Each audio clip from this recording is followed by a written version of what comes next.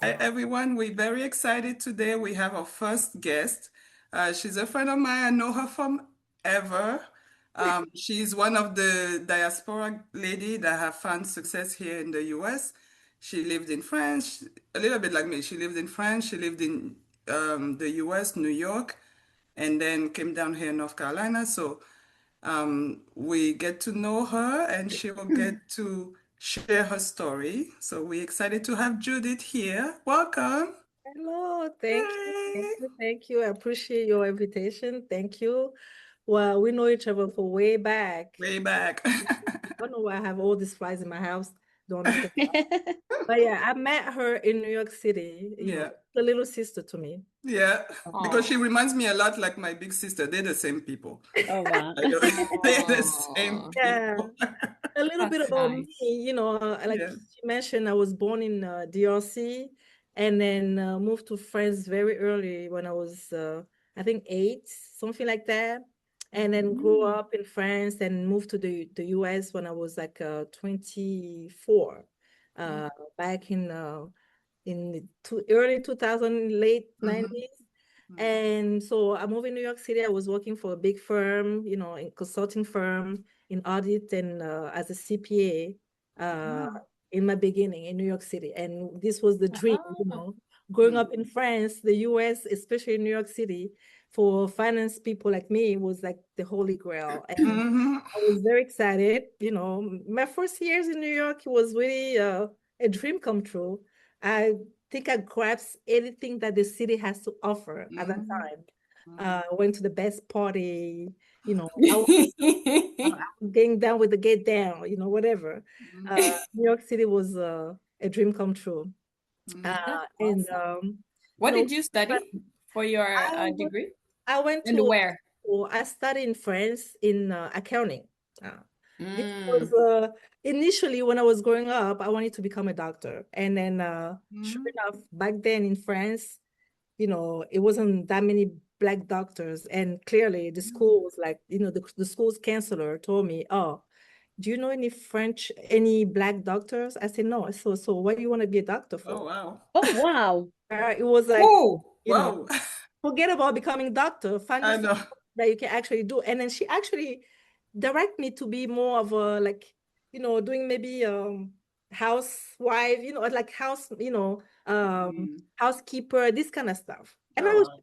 because at that what? time, like the average grades, you had to be between 10 and 20. And my grade was like 15. And my friends that was white was like 11, like really like average. I was above the average. And she would tell me to look for something that is more for black people. And she was directed to do like, go to deeper into school to study science and things like that Wow. tag, and then that was my first, Experience, yeah. ever like reality check between Mm. my dream, what I wanted to do, and the reality that I was facing living in France.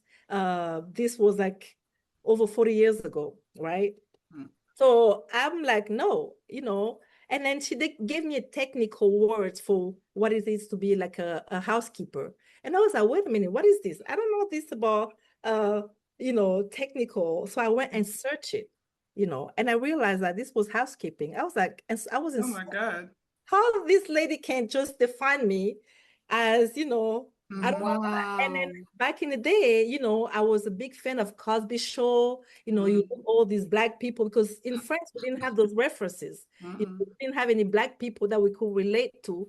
Oh, I want to be this person. I want to be this person. And then sure enough, the diaspora at that time, the Congolese diaspora, all we had, our auntie was like housekeeper Basketball, or yes. security guard and this Mm-hmm. kind of stuff. So I was like, no, I want to be like the Cosby Show. Oh I my want to be like Claire God. Huxtable. I want to be Yes. a lawyer and I want to be a doctor. Yes. Yeah, this is what I want. So I started to kind of nourish the idea about America that this was the holy grail for me.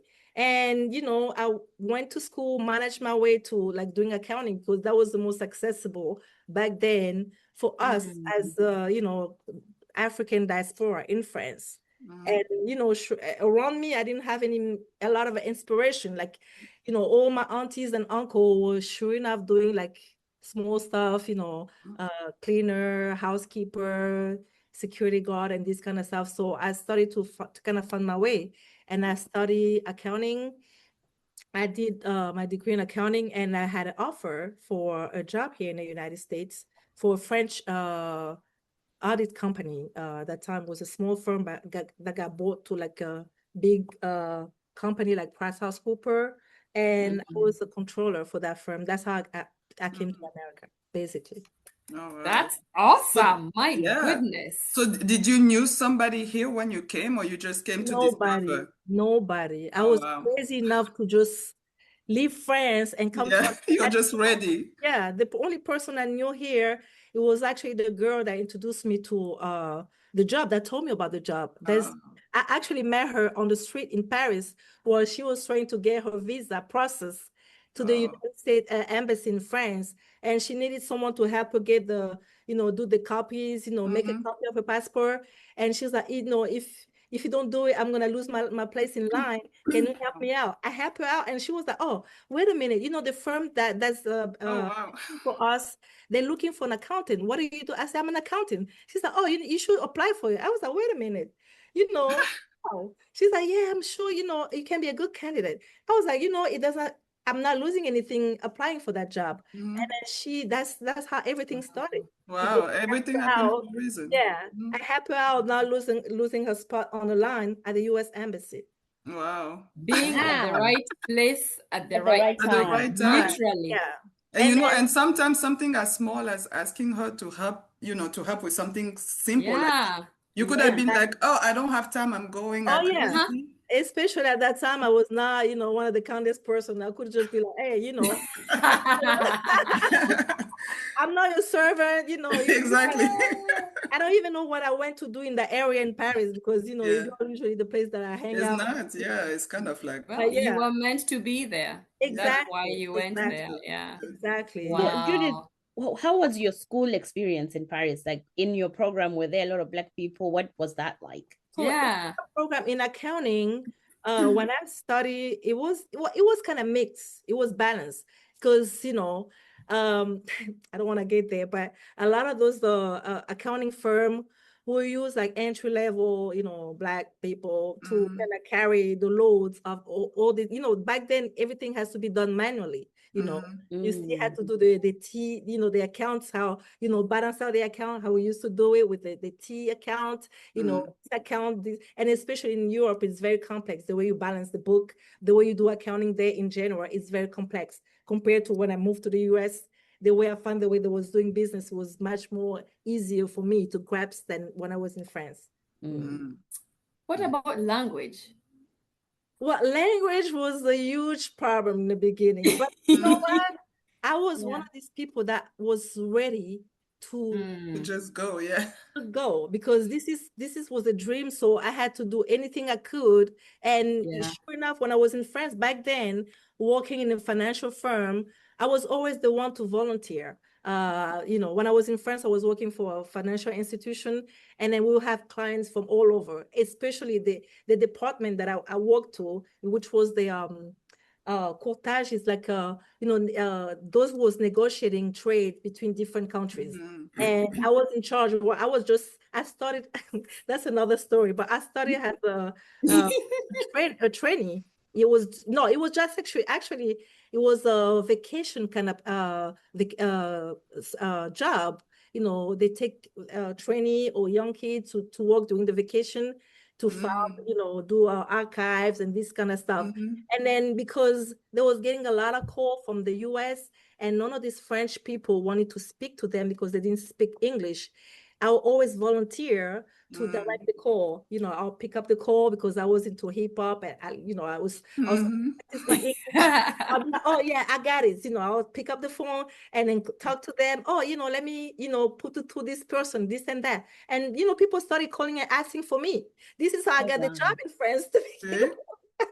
So it's funny because it seems like everything like were lining you to get to that job that you had to leave here, without even knowing. Yeah, I come from a very poor, nothing has designed me to be where I am today, if not by the grace of God, seriously. I didn't have any family member that was into like one of those fancy school. I didn't have any family member that knew this and knew that. So all of this was really, I would say it was really God's plan. So yeah, this is how I got my first job in France in this, big financial institution. And also by helping this lady, that's how I got my first job here in the US, sponsor with the visa and all of that.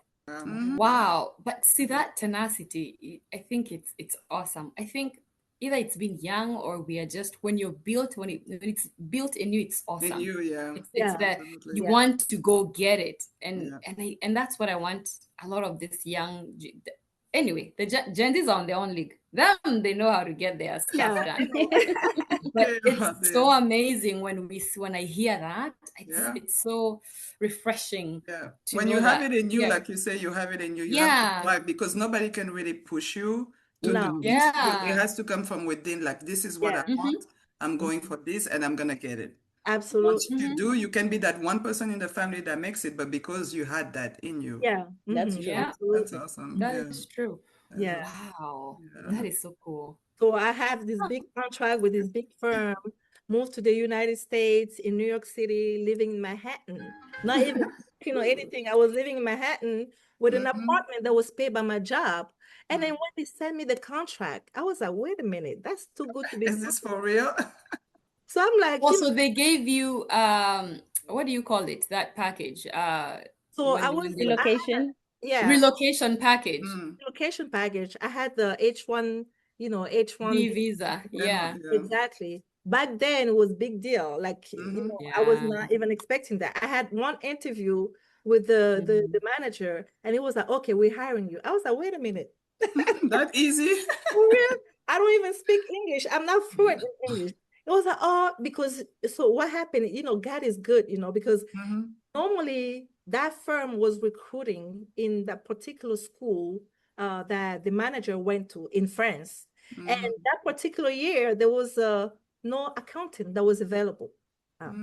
So that's how they started to look for people outside the school. But usually they always recruit people from within the school. They use them for 3 years and then they get another one, etc. And that particular year, nobody, was interesting and was into that particular kind of business that I was, audit and all this stuff. So the lady was like, oh, I met this girl in the US Embassy. She helped me out and she was really cool. I think she'll be a good candidate for this job. I was like, okay. Wow. And this is how she introduced me for the job. Wow. And how long were you in that job for? I was in that job for almost 2.5 years. It was a great job. I've learned so much that I could ever learn in a lifetime. Let me tell you something. I was used to the French way of doing business. I came to New York City. This was 2000, early 2000, right before 9/11. And I worked my butt off, like literally. So you under contract, you also have conditions. You can only work for one particular employee. So you work on the weekend. You work on vacation was almost not existent. And it was shocking for me. French, we have a lot of vacation, but in the same time, I have learned so much. That job was like, I've learned more than I could ever expect it. The things that I never even, there's some stuff that you learn in school that you never really use. I was able to do that. That job was really good. And I was in Manhattan. I was living in 50 between First and Second, like 2 blocks away from the United Nations. UN, yeah. And I had the best of everything, the nightlife in New York City. I was 24, young and cute, up there. Yes. Absolutely. It's a great experience. It's so different, like life here in Europe. That's what I was telling them. I say, it's hard for you. Well, at least you can you can compare both because you were in the same field there and here. And you, like you explained, it's like you learn so much more here than there. Do you feel like you had more opportunity to advance here as well? Absolutely. Like the responsibility that I was given to was way above that. my bus had in France. Oh, wow, yeah. I was responsible mostly for European clients that was based in the United States, doing business in the United States, but with headquarters in Europe, France, Italy, this kind of stuff. I was responsible for the budget, for cash flow, for this, for accounting, and above and beyond the accounting. You know, I'll go literally to like, you know, client visits in Italy, in France, in New Jersey to do like a physical inventory, this kind of stuff that I've never even done when I was in France. You know, in France, I was just balancing the books, and that's it. Yeah. You know, and so that was really, really interesting. So when you started, you got all those responsibilities, or did you grow into those responsibilities? Well, you know, I didn't have that much time to grow into the responsibility. That's what happened with those firms. When they hire someone, they hire you to basically cover like 2-3 different. Oh, wow. That's what I'm saying. Like the weekend, I didn't have no weekend. You know, I'll leave the office to go to my apartment and do more work.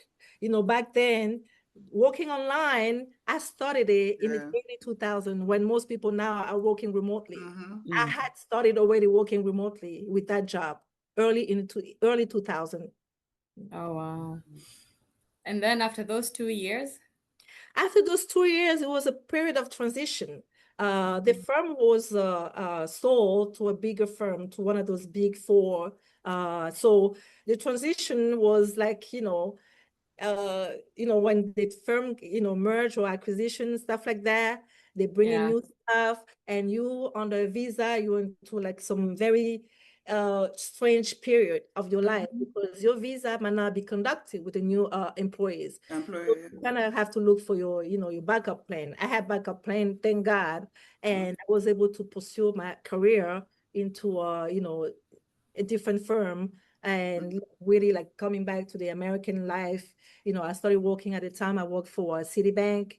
I worked for Bank of New York. Bank of New York at the time was Bank of New York, and then it got sold by Mellon, emerged and became Bank of New York Mellon. That's where I had the longest of my career here in the United States. So, Judith, when you came to the US, did you, when you first came, were you thinking this is it, like this is the final move, I'm gonna live in the US forever, or were you kind of, or did you never even think about it?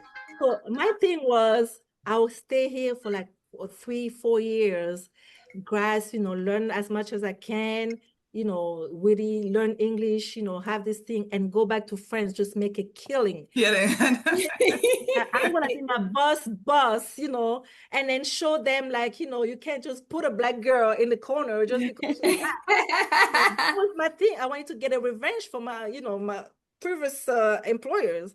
And, you know, but when you hear opportunities, you know, I think back then there was more opportunities than now. That's the feel that I have now. And sure enough, opportunities was there. Like you could, back then you could literally just leave your job one day and the following day you are on a different job. Yeah, that's true. Offer, and you had people that would literally like offer you 20% salary above what you're making in your job. And you just like, you had so many choices at the time that, you know, I couldn't even think about going back to France, where I literally had to beg for a raise. Something, You know, so yeah. I mean, it is hard to go back and live there, you know, once you live here for a while, it's really, It's really hard. I agree. It's really, really hard. And then when you think, and I don't know if it's the same thing in France, like back home in Kenya, the interaction with your bosses are different. Here they're so chill, they're so relaxed, you know. They're like, oh, hi Scott, hi Mary. Exactly. You know, back home it's hi over there, sir, Mr. You know, it's a really it's such a lax environment that you're like, oh, I agree. I remember when I first joined like the ETF department at the Bank of New York, and like ETF department it was a very specific department. ETF is exchange traded funds.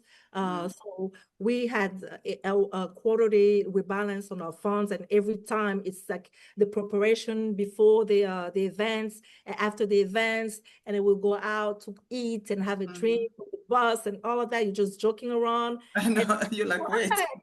this is so different. And I'll go to my boss office and he's like blasting out, hip hop, this is unheard of. In France, you will never see your boss. They're like very, tight. You have proper and stuff. Yeah. French has to be impeccable. You can't just get slangs and things like that. And then I'm going out, in New York City was like the opposite. And I was like, wait a minute, you can actually work, make money with cool people like that. Oh, hell yeah, I'm staying here. Exactly. Yeah. And I think part of it also is that we spend so much time at work that it really has to kind of be a little bit of a family, right? Exactly. Absolutely. Yeah. Exactly. That's true. Yeah, you see them more sometimes than you see your family. So yeah, it has to be a good That's a good environment. point. Absolutely. Yeah. Yeah. That's true. And then the thing I like about New York is what do they say? The train is that equalizer. You have your CEO and your homeless in the train all together. Pretty much, yeah. Exactly. And the homeless people is not standing up to let the CEO sit. No. No, Absolutely it's no actually way. pretty cool. Yeah. New York That's City is awesome. definitely, it has a particular place in my heart Oh yeah.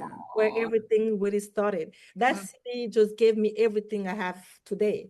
It's a That's great good. place. It's a great place to career, start too when you come yeah, to the US, I from feel the like. great career that I had there in finance, from meeting my husband, from meeting great people, from being a homeowner for the first time. So it was a great place to start. Let's transition to the health part. Now, what got you where you are now? Tell us what you do and how you got there, if you're So willing to share, yeah, it was like 17 years ago. So the way when Obama was elected the first time, uh, I was pregnant with my third child, Jairus. And I remember that, that November, we had Obama elected, and December on Christmas Day, I'm finding out that my mom has cancer, and it was pretty advanced. When I found out she was at the hospital, getting her catheter installed to start chemo. And then in between, she was telling me, oh, I'm fine. I'm just in the hospital for, she didn't want to say anything crazy because I was pregnant. She didn't want to make me feel, some kind of way. And I found out through a nurse. I called and I couldn't reach my mother because she was still into a operating room or something. And so I keep calling because, you had that feeling something is not right. She cannot just go for a checkup and not be able to, you can't reach her. So I called the standard, the general hospital. They transferred me where she was. And I spoke to the nurse, and the nurse was like, oh, she's okay. We're just trying to install the catheter because we have to start chemo pretty soon. What? Like, wait a minute, chemo? That's for people that has cancer. She said, yeah, but your mom, she's in intensive care, it's really serious. And I'm pregnant with my son, my heart just, I felt like I was losing my, my senses, like, and so I started crying, and I was telling my husband, oh, my mom is dying, she has cancer, she didn't say anything to me, she was hiding it from me and all of that. So, and then I was able to talk to her. She's like, oh, I didn't want you to be worried, but they're saying that it's bad, I had to start chemo like right away. And of course I can't travel because I'm like, I think I was like 7 months or 6 months pregnant. And and then she didn't want me to travel at the time. She said, you don't need to be here, it's gonna be fine. But my whole life kind of shift from being the focused woman that I was, go-getter, to like questioning everything about life. Why she has cancer, why her, why, and all of that. So, and the time, most of my coworker, every time they'll hear, cancer diagnosis, next thing you know, the person is dead. Is there, yeah. Yeah, my mom is about to die, and my whole life just shifts. And so, my husband trying to comfort me, whatever. And so the only thing I was waiting for, it was just to give birth and be able to travel to France to be, next, close to my mother. And, I waited, I had my son was born on March 1st. So from December to March, I had to just praying, and I was looking for answer, started to do some researches back then. It was not that many published things. I would see online was just like studies, life expectancy after you have been diagnosed with this. And it was like really dark. It was a dark time. As soon as I gave birth, I did my son's passport. I was on a plane. Not even a month after I gave birth, I was on a plane for France. I went to France, and when I saw my mother, I was just like, there's no way, like whatever treatment she's going through is gonna make her That's helping, yeah. longer. It's not helping. She was pale, like I could Oh. literally see through her skin, and the palm of her hands was like burned. It was like charcoal. It was dark. Those was the side effect of chemo. The nails, everything, and the smell she has on. I was like, something is definitely Like, wrong. this is not my mom, yeah. Yeah, this medication cannot be that good. So I started, I'm very curious in life in general. I like to find out things. So I started to kind of dig, ask questions. I went to see her doctor. Oh, what caused the cancer? They had no answer for me. Why, what can we do? Well, there's no option. The best she can have is maybe 2 years. I was like, boom, like you waking up from somewhere. 2 years. How can you put an expiration date on someone? And I was very much, to my faith, in church and all of that. And I was like, I want to understand why. The why, that's what kind of got me to the wellness side. I started to dig into nutrition. And this is something that the doctor was not even talking about it, how nutrition can really impact your health, your well-being. I started looking into research, digging supplement, looking for supplement and this kind of stuff. And, as we're talking today, thank God my mom is still alive. I'm very yeah, 17 years awesome. later. Yeah. Wow. To go from 2 years to 17 years, that's Exactly. good, yeah. Exactly.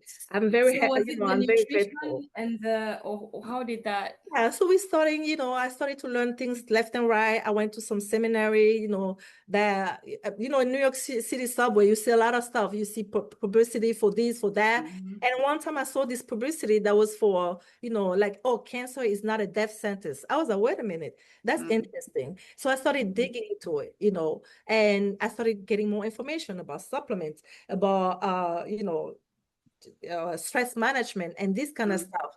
And I started trying it with my mother. I bought some supplement. I sent it to her. She started taking it. And then we started juicing. And then next thing you know, I'm talking about different options that we had. That's what kind of led me to moving back to France a couple years ago and be next to her and really like follow through all the details. And next thing you know, she started feeling so much better than her friends start contacting me. Oh, what you did to your mother. Can you do that? My mother has this one has this. People started coming to me for answers on, diagnosis that the doctor was giving them and things like that. And I was just clueless. I say, the only thing I know is my mother's cancer. I don't know about your problem. I don't want to know, but people were coming to me. So I decided to like really get trained into nutrition. And so I went back to school in France when I was there, 3 years to do like naturopathic science. And after 3 years, because I'm someone that likes to be, to have some backup, it has to be science backed.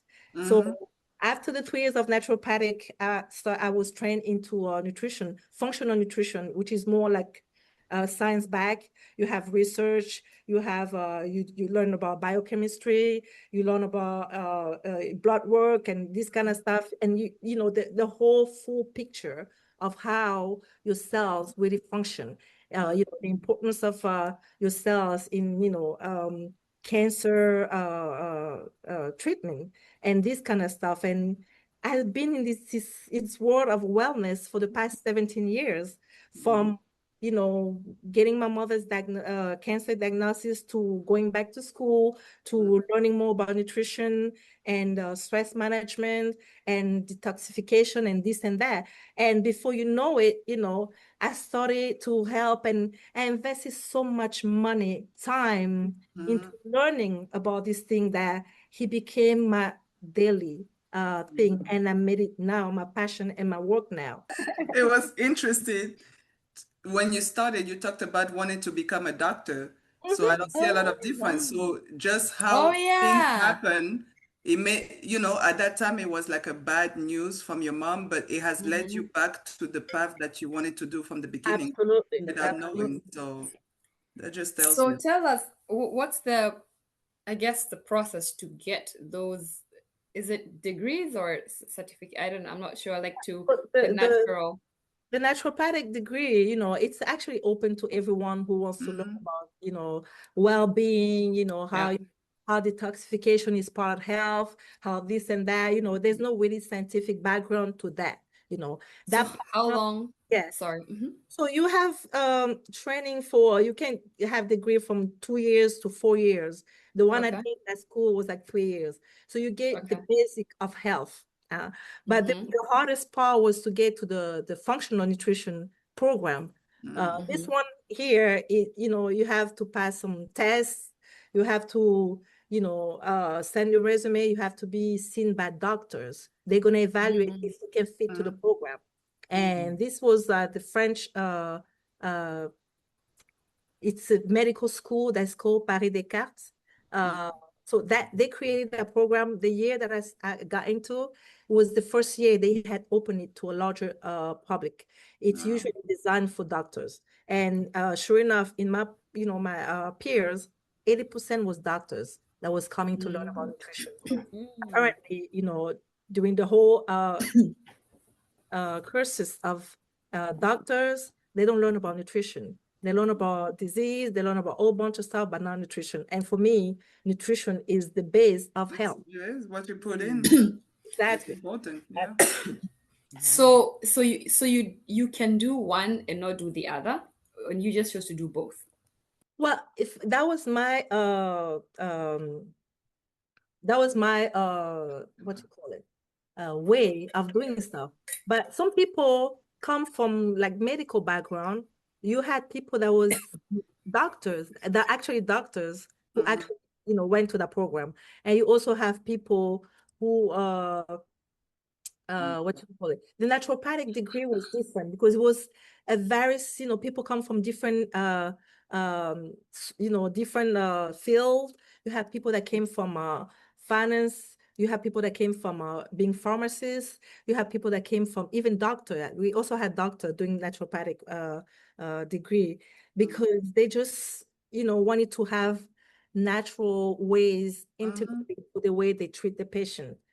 Basically. So you learn about different plants, you learn about essential oil, you learn about stress management, you learn about reflexology. I actually was also got my certificate in food reflexology, which is something that I really adore. It works well with any, the nervous system issue, people that have insomnia, that have hard time to sleep. Reflexology is really good with that. So I use that with my client, especially my husband right now. He's the one who's benefiting from it. He's your main client. Maybe he's just making this up so you can keep message it, I know. I can see him do that. He'd be like, I'm still not sleeping well. Go ahead. I know. So what do you do for your clients now? Like if somebody is your client, So what kind of now, services do you offer? yeah.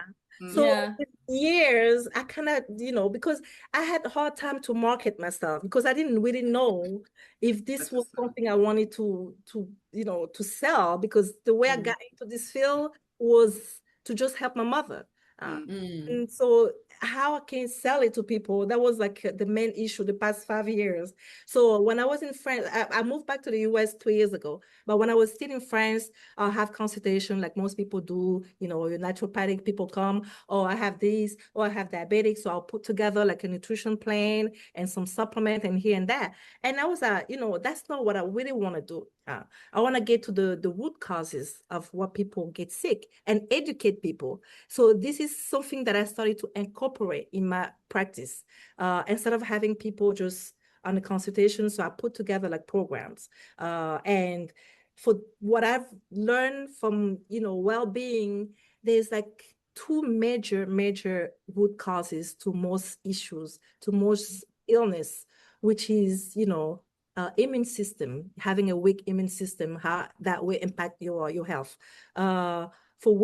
Not only for women, but hormone optimizations, how your hormone can really be the root causes of a lot of stuff, and diabetic. So I had those three programs for the longest. I'll help people that have diabetic or pre-diabetic. To just a disclaimer, I'm not a medical doctor. That needs to be said. Yes. Liability. We have a lot. I am not a medical doctor. You're sharing your story. That's all you're doing. Yeah. Exactly. I'm just sharing my story and what works for me and that work for my clients. And so that takes us back to that, diets. The way you eat. If you eat you're diabetic, you also have to eat it out. Together plans, how to detoxify your body, because a body that has too many toxic, it's the very fertile place for illness. So learning how to detoxify your body. And so I put together those three programs when I started.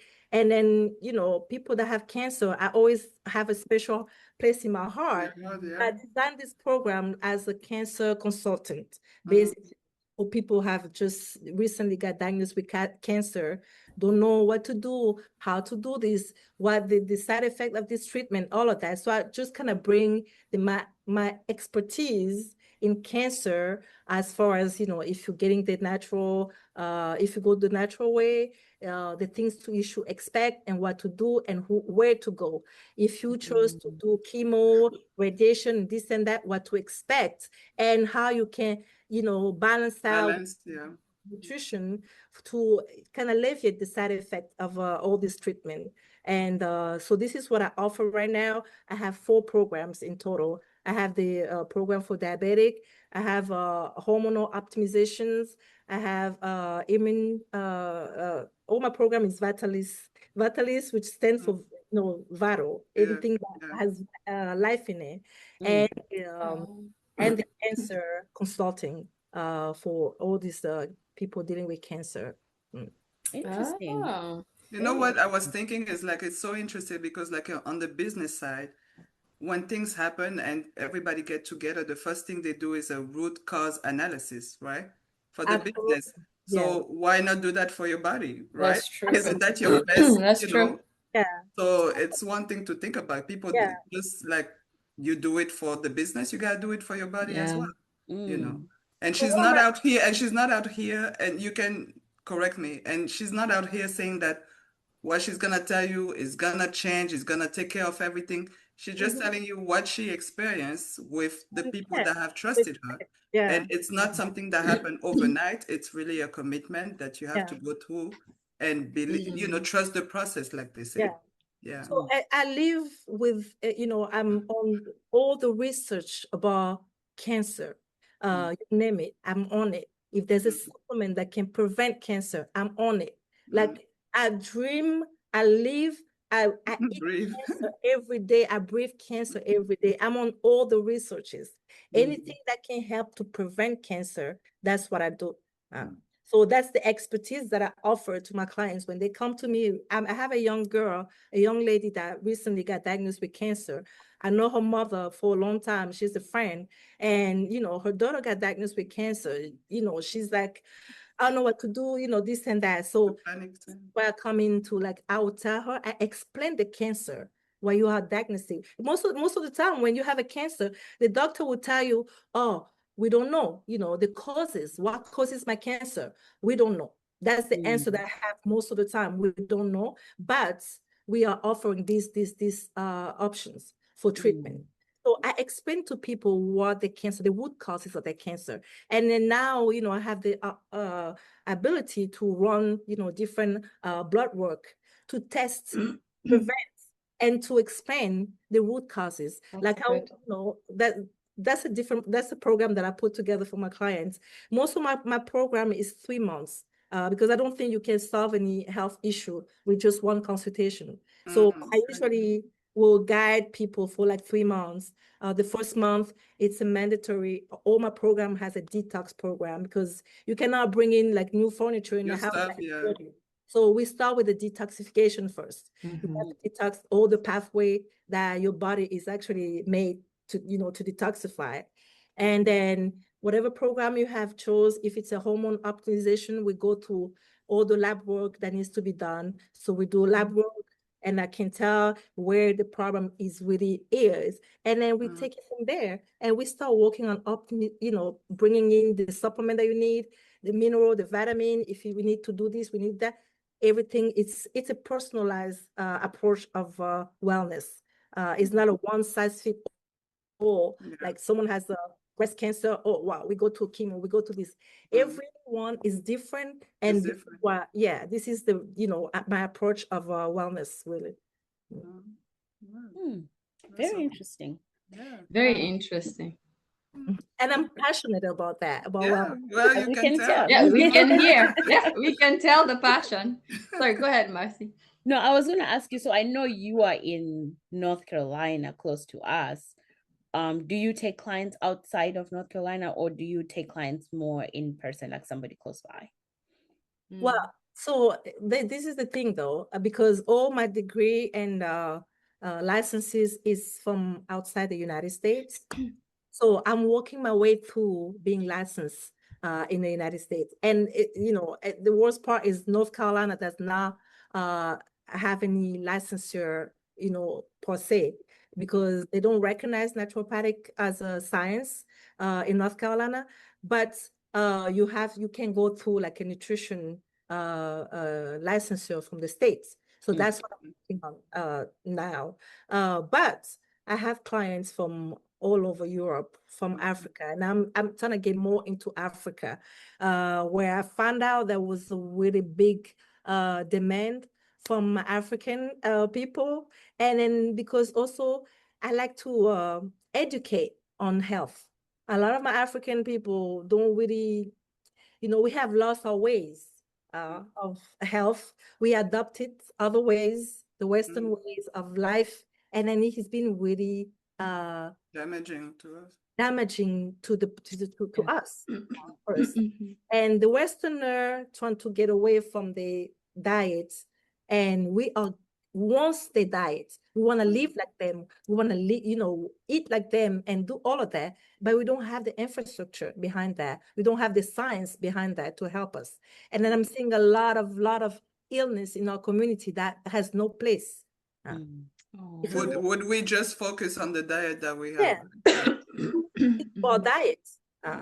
There's a animal in our country, in the DRC, that is called okapi. It's a zebra that is specific to the DRC.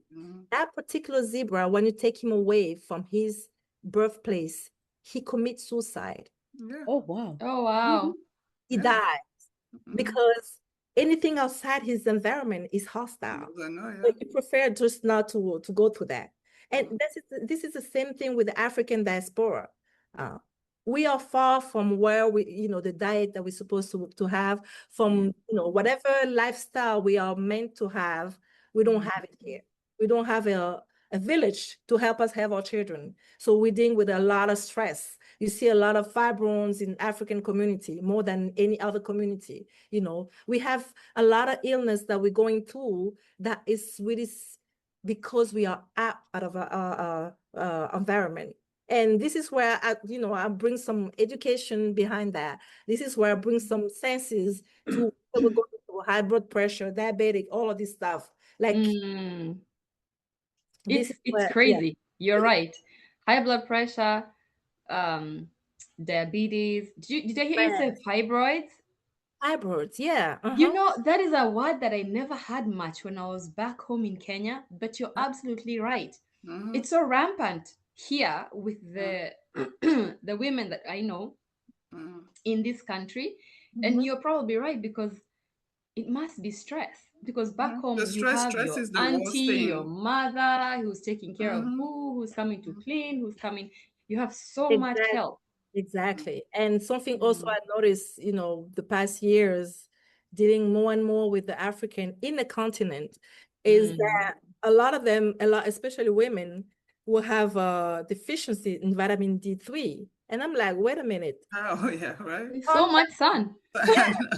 Sun. How can we be deficient in, vitamin D3?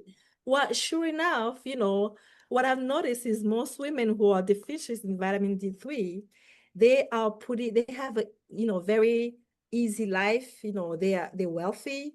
They don't go outside too much. Go outside. They in the car. They don't really walk outside. They in the, they have the AC in the house. They have the AC in the car. They have wigs most of the time. And these wigs just stops you from really absorbing yeah. and I mean, I have not done any study with, in that. This is just an observation from, the clients that I'm having. And they also have a Western diet. So all of these, I'm trying to make sense for my community. Yeah. My goodness, you know what? I feel like we need to have Judith again to discuss just Right. There's so much to learn. You know what? We should have Judith and Sheila. Yes. Oh my gosh, that's true.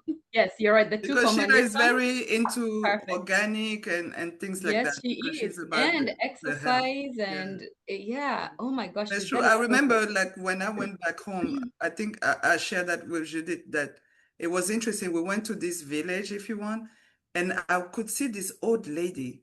She didn't have any walker, no nothing. She was just walking in her, just at ease. And she was talking to you. And I'm like, there's no hospital around here. She's not in a nursing home. I'm like, this woman is just out here living her best life at the age of maybe 90 or something. Oh, really? Wow. My mother-in-law, her mom, I think died, she was like 102 or something like that, or 100. Wow. So people live long because they just focus on eating, what they grow from the soil, Yeah. So, it's the whole science of well-being. It's the food you eat, the way you eat it, the way it's cooked.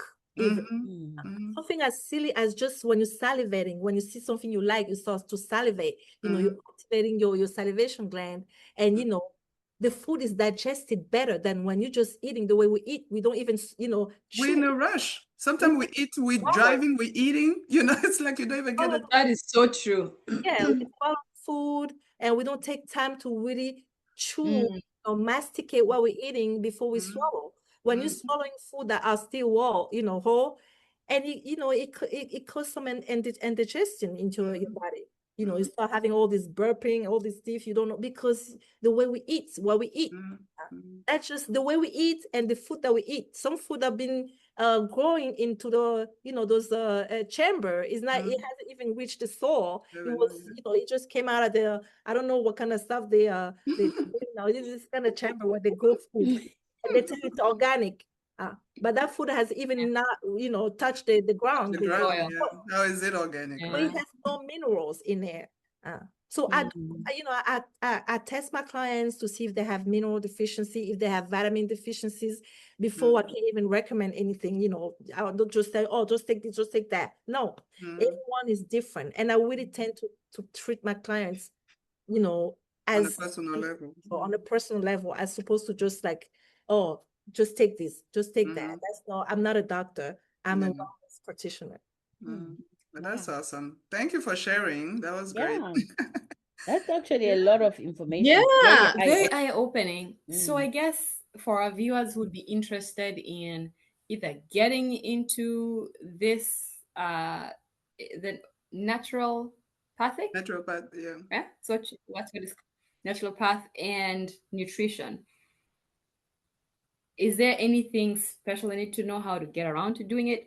And how to get in it, or maybe how to contact you and get guidance, because like you can start on your own, but you may not go to the right, you may not take the right path, right?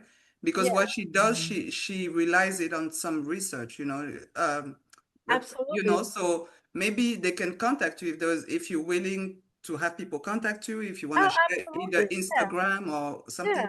You can tell them where they can contact you, and if they're really serious about doing it, because you cannot just get people contacting you asking what question here, what question there, it's like you have a life, you have things to do. So if they're really interested in making a big change, because we always tell people, it's like, losing weight or getting into a healthier place, it's a way of life. It's not just a quick fix, something that's a quick fix is not going to last a long time, because you haven't changed your way of life. So, you're going to lose weight. By the time you're done, you're like, oh, no, one little, snack at night, one little So, illness doesn't happen overnight. overnight, exactly. So is wellness. Mm-hmm. You have to be able to really like change your ways. Mm-hmm. Right? And changing your ways, it's not just, oh, I'll do this diet for 2 months and then I'm back to no, it's also your mindset, how you see food, your interaction with food, because food's supposed to be your first medication. Things you eat, you have to search it. The same way you search for your car, you do all bunch of testing, all of that before you choose a car. That should be the same thing for your food. What type of food is good for you? Yeah. This is very important, and this is the part that my clients like the least, but I insist on that because if you're not willing to change, I don't have any magical thing to make you well. You have to be able to change your ways. You have to be able to see food differently. And besides food, wellness is the whole thing. It's a whole. It's not just we treat, body, mind, and spirit. It's holistic, right? The whole body. It's not a symptomatic approach to wellness. It's really a whole thing. Someone that comes to me that is having hard time to lose weight, for example, I'm not just gonna look in their diets. I'm also gonna look in their, like, even sometimes the teeth. Sometimes the what you call it, the fake tooth. I forgot the name in English. And the way they would chew has such a big impact on their health. Because someone that has fake tooth, they don't have the same sensitivity when they're chewing. Oh, the dentures. And chances are they're swallowing. And that swallowing make the food, and digestion. And the digestion introduce inflammation to the body. So losing weight is not just what you eat, how you eat it, it's also all these details. So when I go, on someone, I have to be able to know all these details. I found out on one client, I missed that part. And then, 3 months later, they was taking this stuff, they were doing the diet really good. And then, that day we happened to have lunch and I noticed that the person was eating really quick, fast. Yeah. Following. And I was like, wait a minute, why are you eating this fast? And why you keep swallowing the food? He's like, oh, I have my denture thing. I was like, oh, okay. Now I know why it's not losing the way it's supposed to happen. After 3 months on the program, you're supposed to have dropped, a few pounds, but it was really slow. And I was like, okay. And I realized that, okay, that denture was hindering him from chewing the food correctly. So then we had to adjust. So we had to adjust the food. And sometimes we has to pre-cook the food and mix it up, make it softer, and drink it instead of chewing it. And then sure enough, the result was there. Wow. Wow. You know what's funny? I was just thinking when you were talking, I say, if you think about it though, like we are given for people that go to their job or whatever, you are given either 30 minutes or an hour of lunch. But how much of that time do you spend eating? Yeah. Think about it. It may be like you may eat a quick 10 minutes and the rest of it you're sitting, talking with people. You don't spend the time to really chew. You just like, boop, boop, boop, boop, boop, and maybe like, oh, I have an hour, so I'm going to eat quickly and go do some errands and go do something. But no, this is the time that was designated for you to eat. Yeah, that's true. And I think you're saying that. Go ahead, Mas.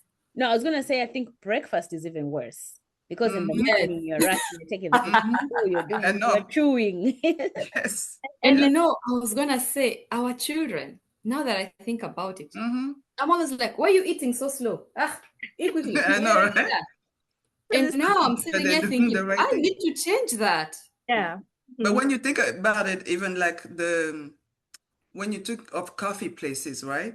They always have an inside part you can go sit, but everybody's into the drive-through. Let me get it and go. Yeah, go. That's but true. Really, they have put in place an area where you could literally come sit, relax, and eat. Yeah. We don't think about that. It's such a big deal in our well-being in general.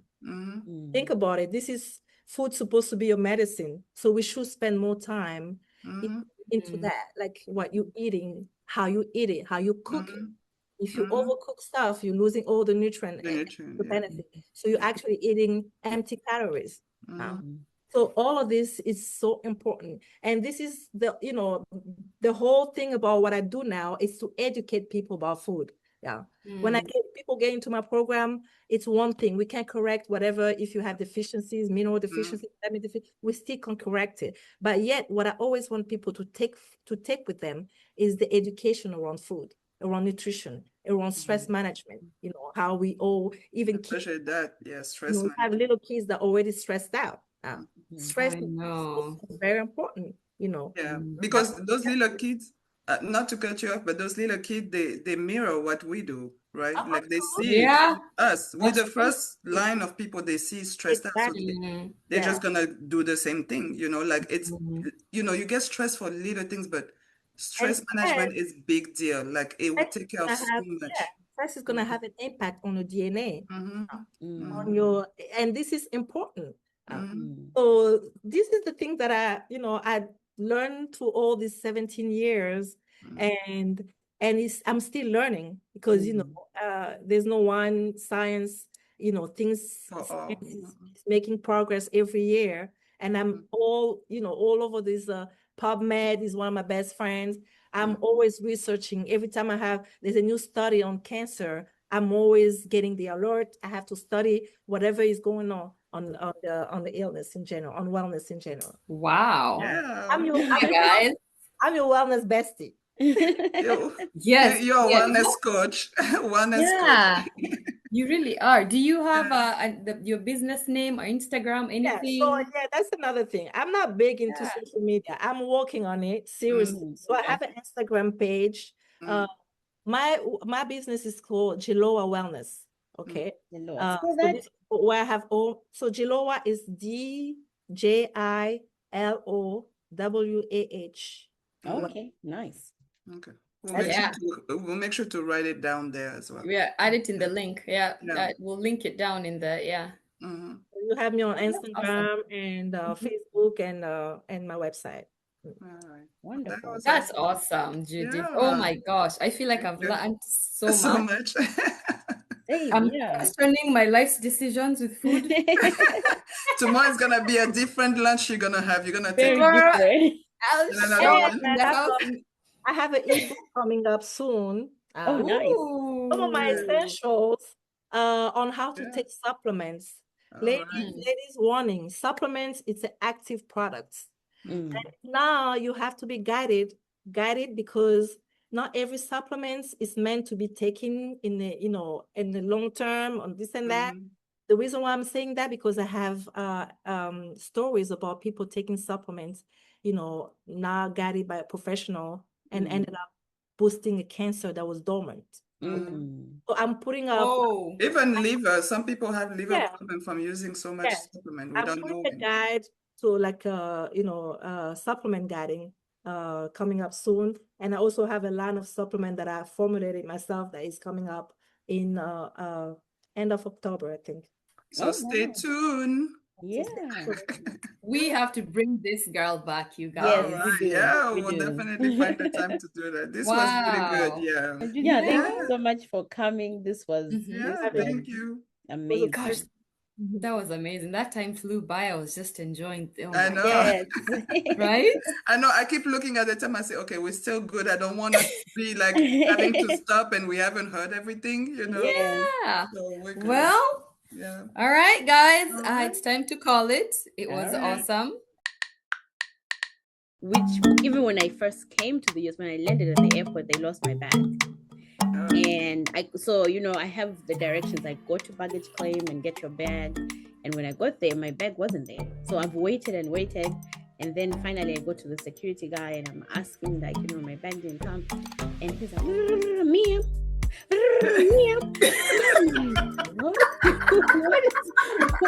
What is he saying? Slow down.